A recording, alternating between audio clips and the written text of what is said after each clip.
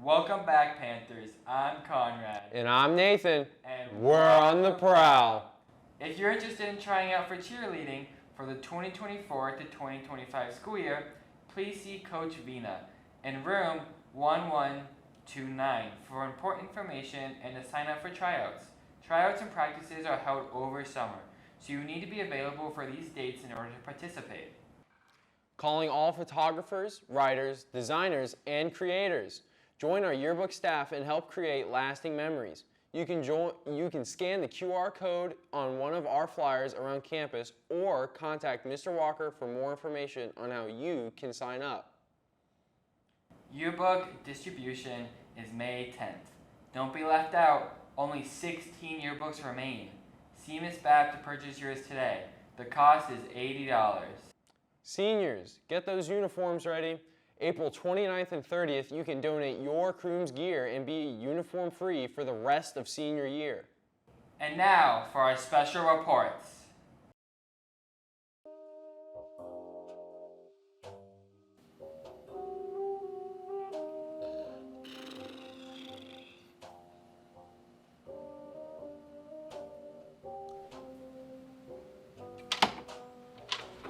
Sorry we're late, Doctor.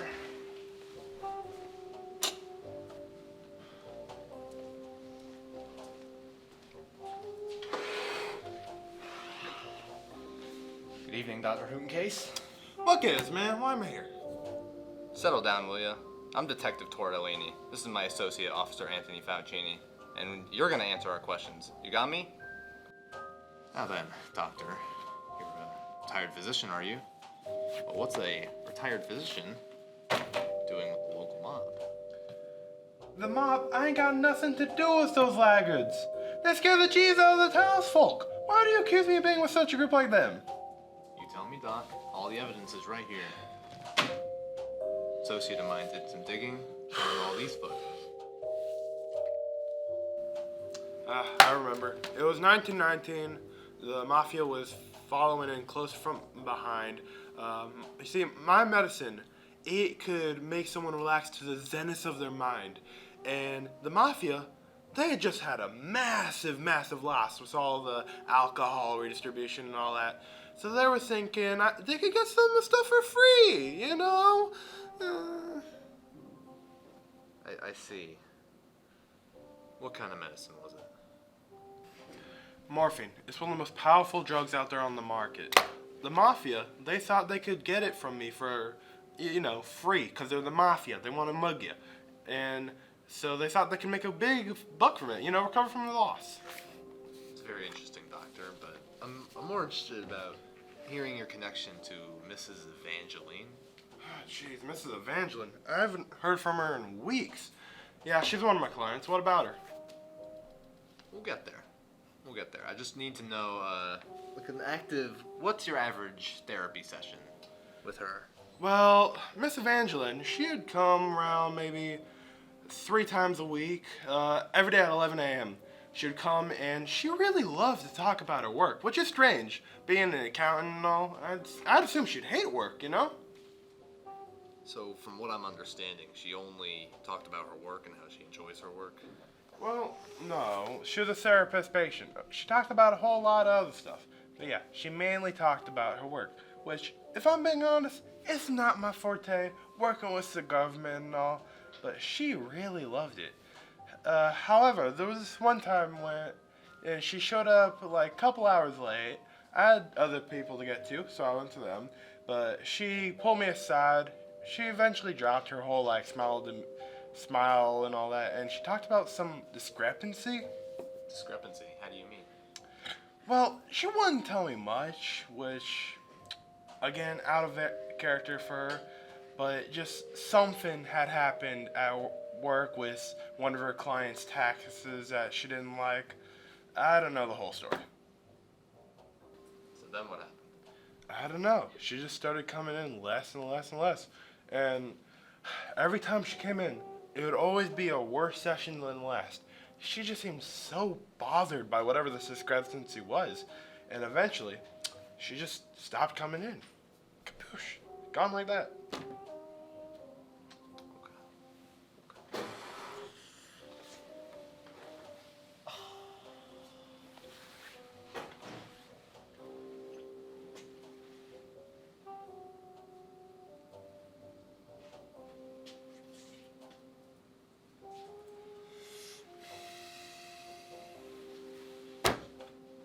let you in on a little secret, Doc.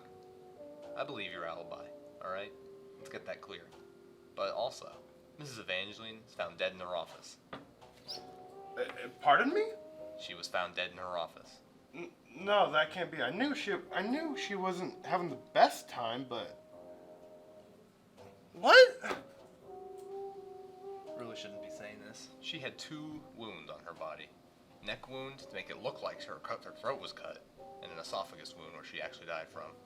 Just from us talking a few minutes ago, I don't think you have the mind of a cold, heartless killer. That's why I think you could actually be of use to us.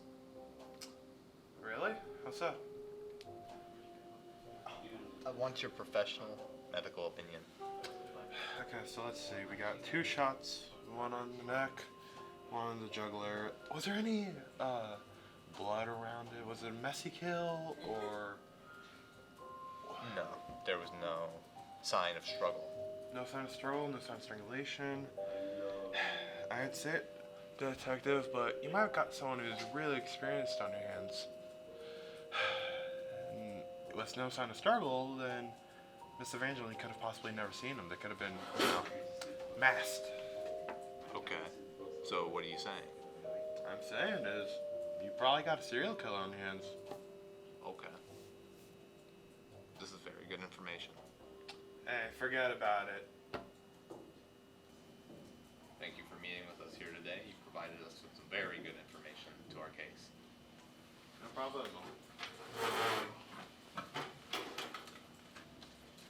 Thank you, good sir.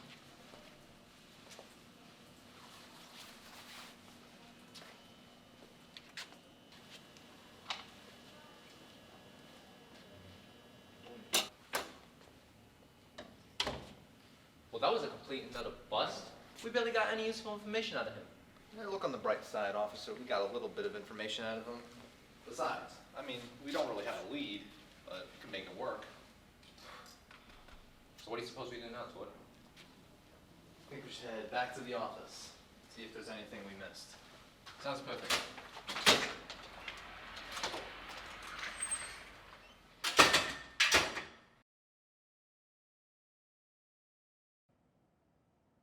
Thanks, guys. That was really informative. Well, that's it for today, Panthers. See you next time. On the Prowl.